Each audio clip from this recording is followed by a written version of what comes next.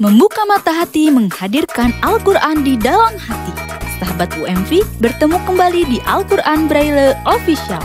Harapan kami sahabat bisa mendapatkan informasi dan inspirasi dari setiap tayangan kami. Yuk kita simak video berikut ini.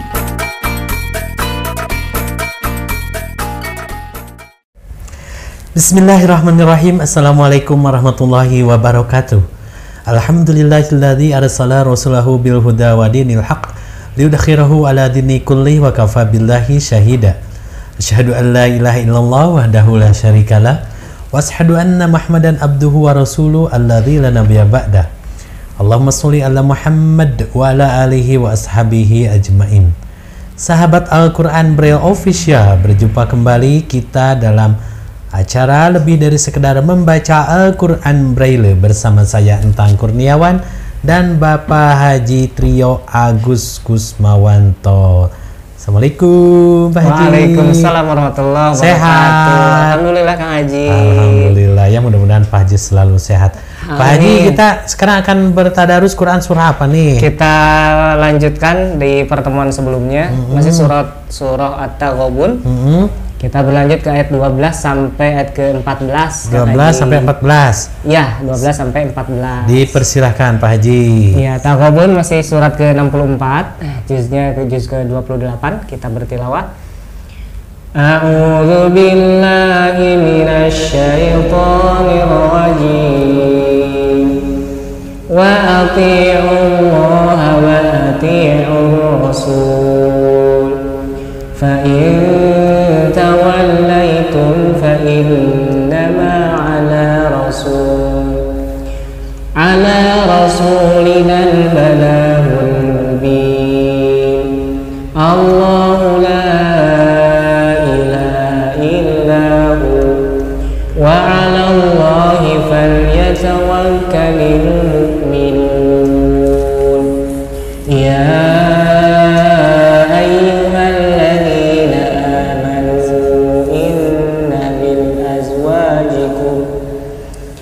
Inna min azwajikum wa auladikum aduwwan lakum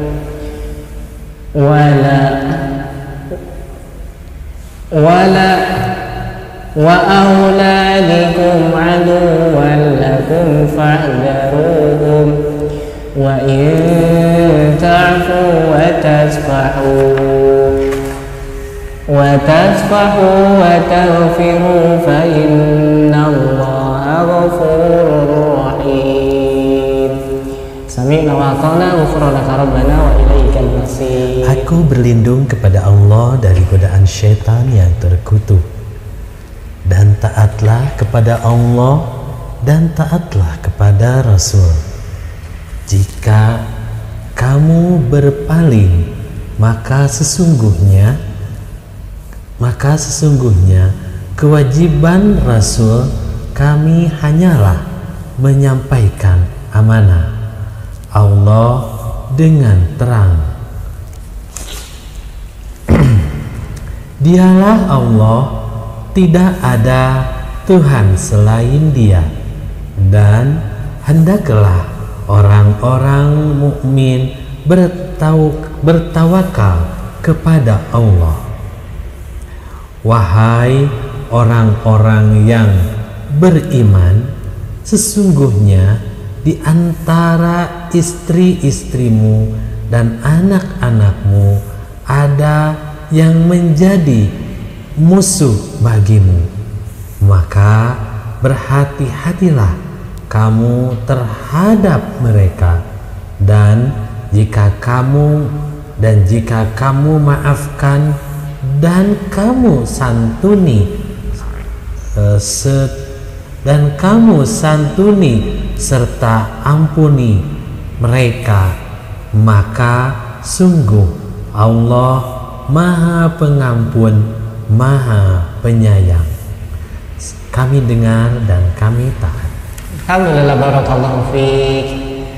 Ini di ayat ke-12 kita bisa lihat ada satu perintah dari Allah, wa atiullaha, dan taatlah kepada Allah. Maka tentu juga ini konsekuensi bagaimana kita senantiasa mentaati Allah. La ta'ata li makhluk illallah. Jadi tidak ada ketaatan kepada makhluk kecuali hanya kepada Allah. Ini konsep tauhid, dan konsekuensinya adalah bagaimana kita bisa menerapkan seluruh kehidupan kita dengan ketaatan kepada Allah. Maka kata Nabi Ibrahim alaihissalam, wa idza qala Ibrahimu li abihi wa qaumihi, dan ketika Ibrahim berkata kepada ayah dan kaumnya, innani bara'um mimma ta'budun, maka aku berlepas diri dari apa yang kalian sembah. Illalladzi fatarani, kecuali hanya kepada Allah yang menciptakanku, kata Nabi Ibrahim alaihissalam. Maka tentu ini konsep bagaimana kita diperintahkan untuk taat kepada Allah saja.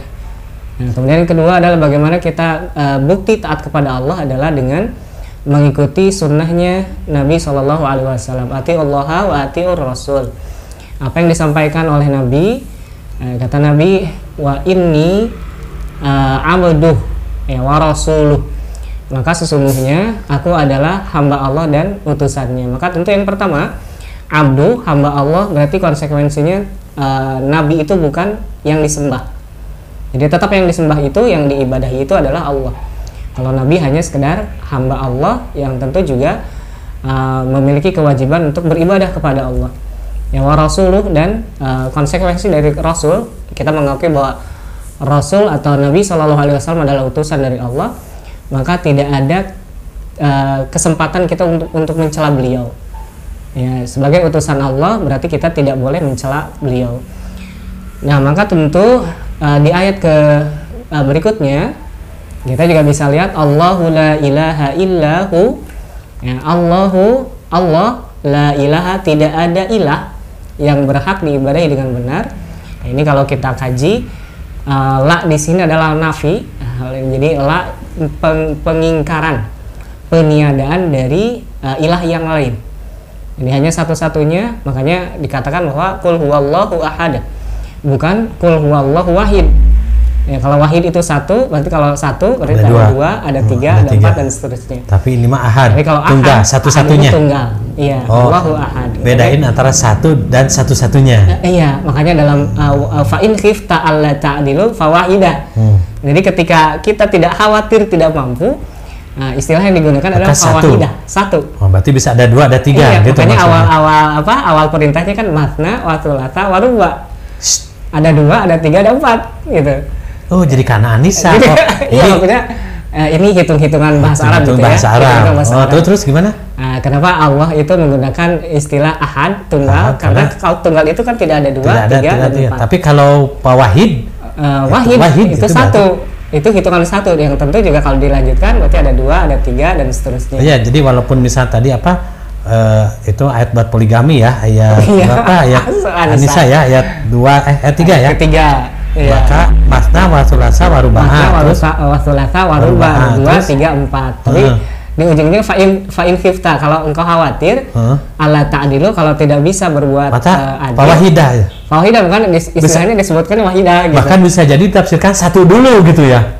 Bisa jadi gitu. Bisa jadi gitu. Iya, tapi untuk membuktikan mampu dan tidaknya. Iya. 2, 3, 4 gitu. Iya, maka gitu. Ya, gitu. Ini mah bahasa ya, bahasa. Iya, bahasa. Bahasa pemirsa ya, gitu ya. La-nya la nafi, jadi peniadaan dari ilah yang lain. Kalau ini la ilaha illah. Jadi illallah, illahuwa, illah itu itsbat. Jadi penetapan hanya Allah saja. Jadi yang tadi peniadaan dari sesembahan yang lain, illahu, kecuali hanya Allah, berarti ini penetapan, itsbat. Hanya Allah satu-satunya. Wa 'alallah wa 'alallahi falyatawakkalil, maka bertawakallah mukminin. Maka tawakal itu hanya kepada Allah. Makanya disunahkan ketika kita keluar rumah baca ada doa bismillahi tawakkaltu 'alallah la haula wala quwata illa billah. Maka sebelum berangkat kan kita nih keluar dari rumah tuh beda-beda tujuannya kan. Ada yang berdagang, ada yang kerja di kantor dan sebagainya, sekolah, ada yang di sekolah. Dan sebagainya. Maka yang pertama harus dilakukan adalah tawakal dulu. Oh iya. Itu tawakal Jadi dulu. tawakal itu bukan kalau ke agama tawakal aja, justru tawakal itu harus dari awal Dari ya. awal. Makanya kita disunahkan tadi, bukan disunah mungkin diharuskan. Iya. Membaca bismillahirrahmanirrahim ala Allah la haula wala quwwata illa billah. Karena Allah yang memiliki daya, upaya, ikhtiar, yang menghendaki dan segalanya. Kita hanya sekedar menjalankan saja. Jadi ketika kita tidak dibekali dengan tawakal, maka ujung-ujungnya kecewa gitu. Jadi ayat yang pertama tadi memerintahkan kita untuk taat kepada Allah dan Rasulnya, kan gitu ya. Ya. Kemudian yang kedua kita bertawakal kepada Allah. Nah yang ini ayat 14-nya. Yang ketiga, ya ke-14-nya.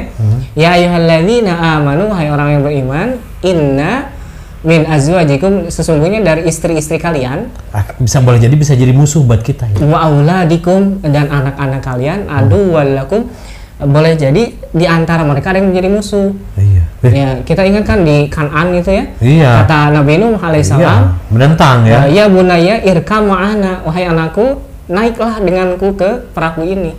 Kan nggak mau gitu. Tidak wahai Aba.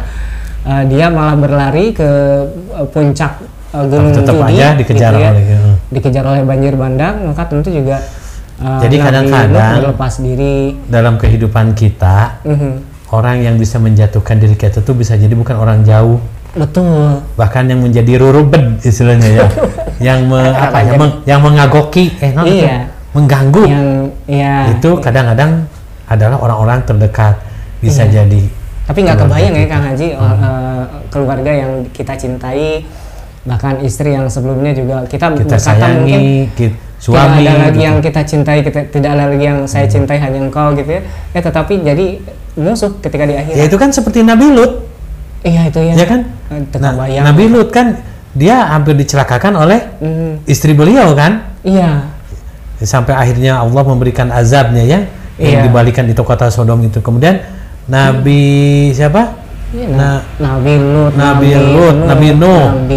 Itu bahkan mohon maaf Nabi Yusuf oleh kakak-kakaknya tah. Nabi Yusuf. Iya, digebruskan ke sumur gitu. Pendek kata kita tuh kembali kepada innama mu'minuna ikhwah. Sesungguhnya mukmin itu adalah saudara yang paling indah itu yang diikat dengan la ilaha illallah.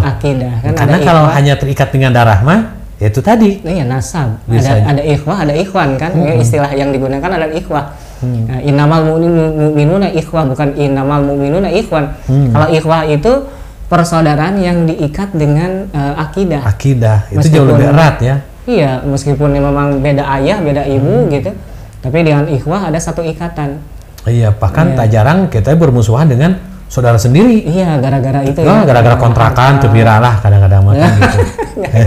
warisan gitu. Iya. Ya, pendek kata, pertama mudah-mudahan di bulan suci Ramadan ini kita benar-benar bisa sesungguh-sungguh hati menaati Allah dan Rasulnya, bertawakal sungguh kepadanya, kemudian bagaimana kita bersikap proporsional dalam mencintai apapun, termasuk mencintai keluarga kita. Betul. Karena kalau terlalu mencintai nanti dimusuhi, akhirnya jadi sakit hati. Baik, terima kasih Pak Haji. Ya, Kang kita Haji, akan bertemu biasa. di lain waktu ya. Mudah-mudahan Allah masih memberikan usia kepada kita sehingga kita tetap bisa menemani pemirsa di channel Al-Quran Braille Official.